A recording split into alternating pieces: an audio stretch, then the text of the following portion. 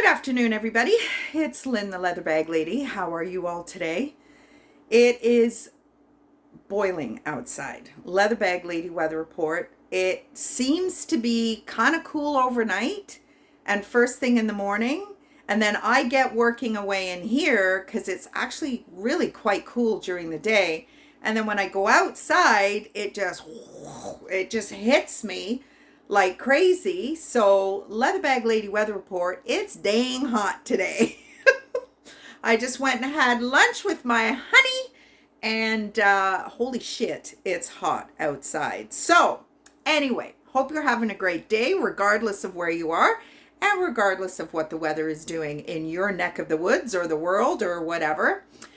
Today's bag is, I actually had to really think about whether I wanted to list it because it does have a couple of issues, but it's so cute.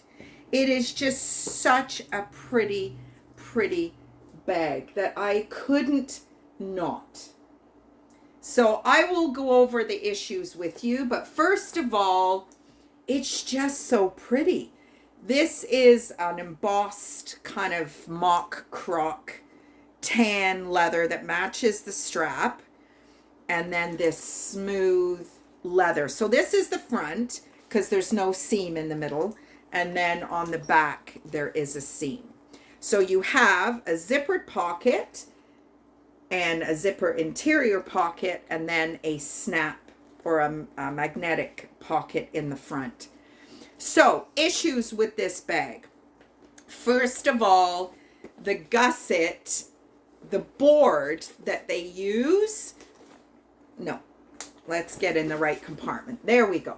The board that they use has kind of buckled a little bit. Now, once you get your stuff in there and put a bit of weight on it, it's not going to matter. But I have clamped it to kind of get it to flatten out as much as possible.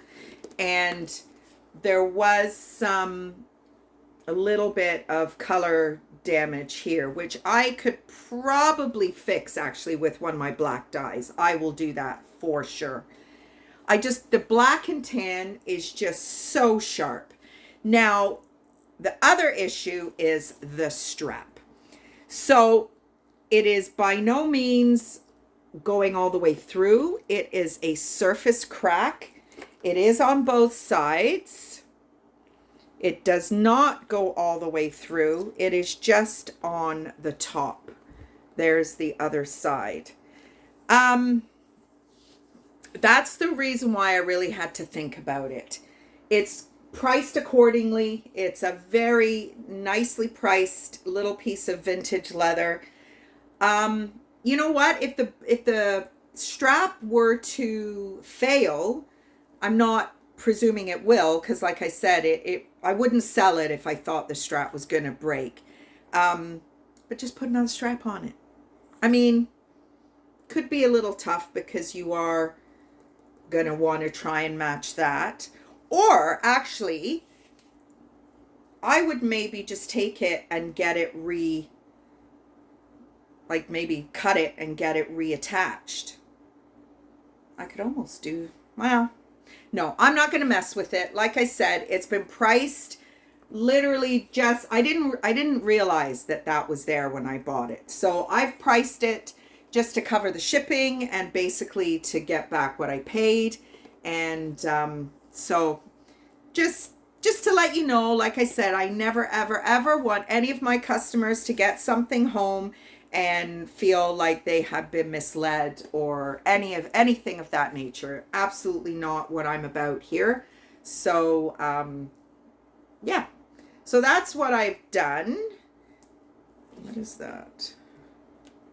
Nothing. Just, I love it. I love the brown and the black. So that I was really excited to get this. And then I saw that little bit of damage and I was so disappointed. But then I thought, you know what? Somebody's going to love this bag. And like I said, pricing it the way I have, even if you got a couple of seasons out of it, you know, or get the strap fixed or put a new strap on it. So there we go. 1980s bucket bag. So what are we doing today? Nothing much really. Like I said, I went and had lunch with my honey. Sometimes if he has a big gap between deliveries, he'll call me, or he did this morning. He said, so what's your day? So I gave him my whole day, and he's like, so I guess lunch is out of the question. I was like, hell no, I'm gonna come have lunch with you.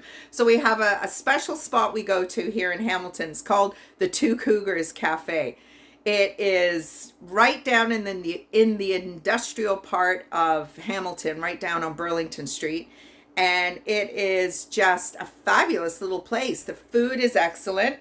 I had some soup today, homemade vegetable soup. I love soup. I don't care how hot it is outside. And it was great. And it's always nice to see Pius during the day when I'm not, I know, again, but I'm in love. So that's fine. So, the day, yeah, not really running around too crazy. I have a show tomorrow.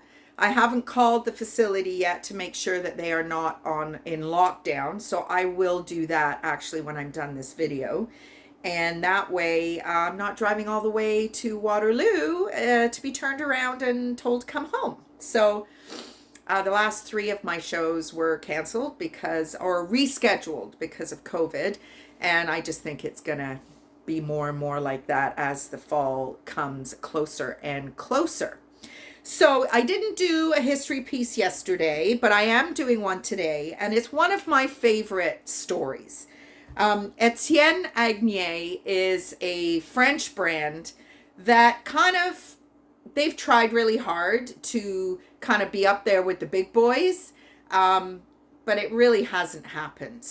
But the story is beautiful. Now, the story I retrieved online, and I've tried to kind of research it just so that I can make sure my information is correct. And I haven't been able to find the same outline. So again, this is stuff that, I mean, I don't make it up, but it isn't something that I've been able to back up. But it's such a great story. I'm going to tell it anyway.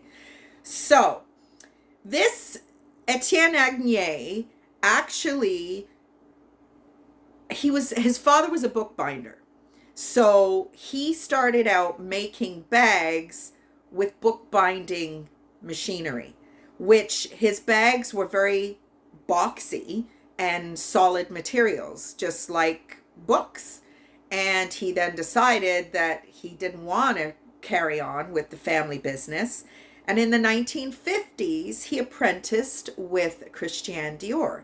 And he actually apprenticed with a couple of other really big names as well. And they're big. Etienne Agnier is really everywhere in North America, and German retailers love it as well. His nationality is Hungarian. And average bag cost is about between 300 and 400 euros. The story is that when he started making the bags, he could only afford one leather dye color, which is like a real kind of burgundy oxblood color. And I will say that I have a lot of his vintage pieces, and they are all this burgundy. So it's a very romantic story. Again, can I absolutely guarantee? No, I can't, but I've seen it. I wouldn't make it up. So I just think it's a lovely story. I really, really do. And they have tried so hard to relaunch as a luxe brand, but excellent quality, excellent quality, but not quite luxe. And they have shoes and all that kind of stuff. So that is today's history piece, Etienne Agnier. And you will come across them in Winners and Marshalls. So actually, no, I don't know if you will. Maybe I'm getting mixed up with another. I don't know if I've ever seen Etienne Agnier in those kind of discount box stores. Back in the day, you wouldn't have, because they did have a salon in Paris or in France to sell their wares. But I don't know if they've cheaped themselves out the way Coach has with, their outlet brand and Longchamp has with Target collaborations. Like, what are you doing, companies? I don't get it. But anyway, so that's our history piece today. That's our bag. The weather is beautiful. Too hot to sit outside today. And I'm actually going to be painting a couple of shelving units today, which is part of my next project. So I will help you discover what that next step is as we go along. So anyway, hope you're having a great day, and I will talk to you maybe tomorrow. Not sure. The mornings of my shows are a very big rush because I do try and get my workout in. I kicked my own ass this morning in the gym. Holy crap. I am so sore. I don't know why I am so sore, but I mean, I'm not doing too much more than I normally do. And don't tell me I'm getting old, because I'm not. Anyway, everybody, have a great rest of the day, and I'll talk to you tomorrow. Bye.